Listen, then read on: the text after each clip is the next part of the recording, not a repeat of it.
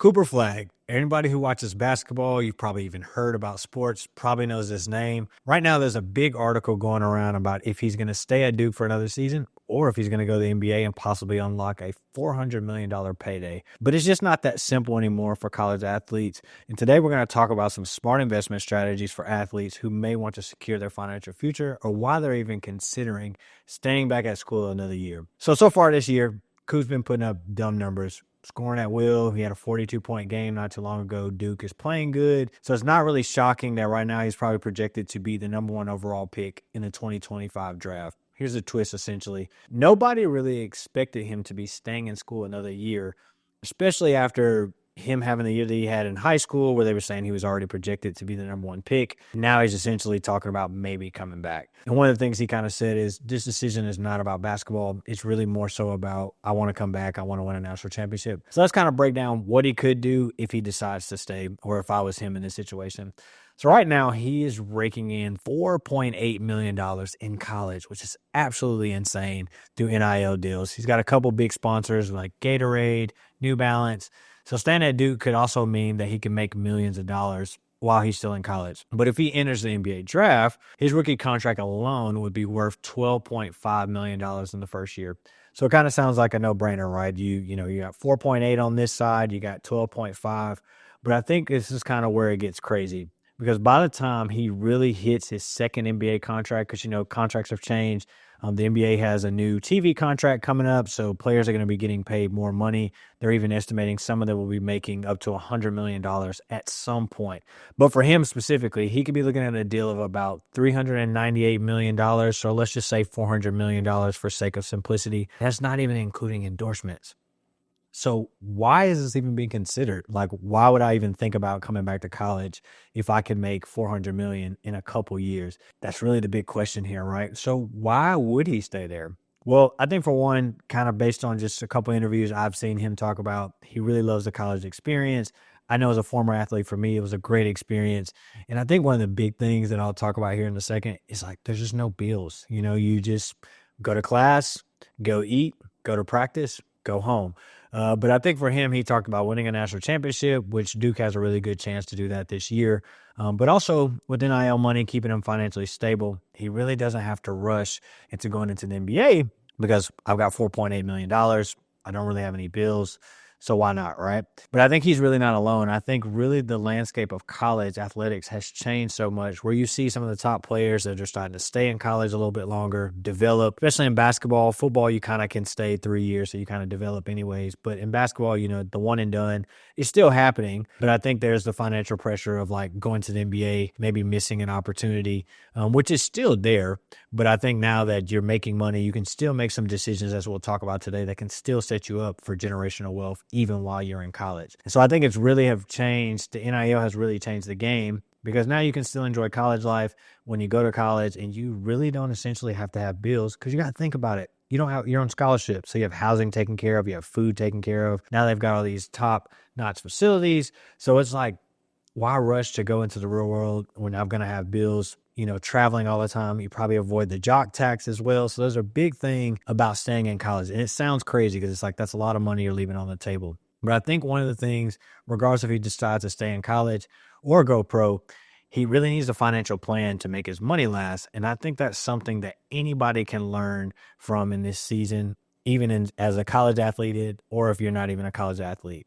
So let's talk about a couple of different strategies that he can have. So let's say first up, stocks. Maybe investing in index funds, blue chip stocks that help your money grow over time. This is really a must for a long-term wealth, right? So I think if you are in this tax bracket that he's in, which is 4.8 million, you have a lot of money that you can kind of invest, play around with.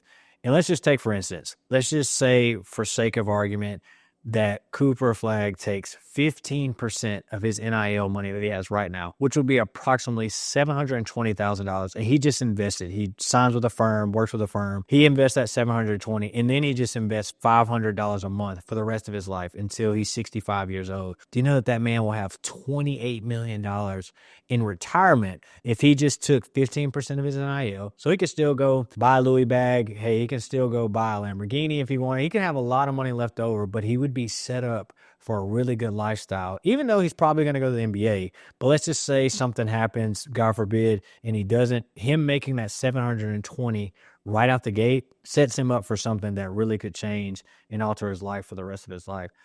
But there's other vehicles. Let's look at real estate. Me personally, having a real estate and a development background, that could be something as far as buying rental properties, whether it's Airbnbs, maybe invest in some luxury developments, some high-rise Class A apartments that build passive income. That's something that I think is very important, because I would think one of the things that athletes, if they really wanted to secure their life, is to build the passive income or the lifestyle that you have. So if you have a lifestyle of $10,000, $20,000 a month, one of the great ways that you can do something is to buy assets or build enough passive income. So when you do retire, or you decide to hang it up, you can still keep the same lifestyle that you have. I know I've talked to a couple of professional athletes about what the average expenses are. And if I remember correctly, the number they told me was $40,000 a month in monthly expenses. It's crazy because their lifestyle is a lot different than most people. But if they can still build enough assets, buy enough assets, whether it's real estate, whether it's apartments, things of that nature, hotels, that is something that can help them. And I'll give you another key thing that people could do: investing in your college town. If you're already a big athlete, big name athlete, you have a lot of influence, you have great brand exposure, influence, why not invest in your own city where there may be needs? So for instance, if you're in a town where you know that the university needs more housing, why not just take the money from your NIL, partner with some people who have experience, of course, in development, and take them and allow them to help you build your own apartment or invest in an apartment. There are a lot of different ways that you can use, in his case, $4.8 million to help him go where he needs to go. But I think it's really important that you have a plan, that you know what you want to do with that money, because as I said, hope he makes his NBA. He's planning to be the first pick, but why not just go ahead and get ahead? Because to be honest, why do you need $4.8 million in college? There's not even that much stuff you can buy because you're at practice all the time, you're in class all the time, or you're at treatment. And so why not just go ahead and make that decision now? But here's the other thing that you can do: entrepreneurship, branding. Athletes today, really, they're more than just players. You have college athletes who have millions of followers, who pretty much have all these brands follow them, or they already have deals already. So that kind of helps you in just being marketable. So you can launch a business, you can even create content, possibly partner with some major brands, in this case, to market their product. In his case, he had New Balance, I believe Gatorade as well. And so there's a lot of different ways that you can just set yourself up for financial success. And like I said, college athletes have way more power than they ever have. When I was in college, there was no NIL, but now you have power to create a financial future and generational wealth for yourself. But you have to play your cards right. That's the most important thing. You have to play your cards right and make sure that you make the right decisions, because what you may have today, unfortunately, you're one injury away from that money being gone, those opportunities, because unfortunately, these companies, you get hurt. You can't market for them if you're not playing or you're not winning games. And so I think it's important to make those decisions while you have the money here in your hands, making sure that you're good and having somebody alongside you that's helping you make those decisions. So really, at the end of the day, in this situation for Cooper Flagg, he has a tough decision to make. Does he stay in college? Does he go to the NBA?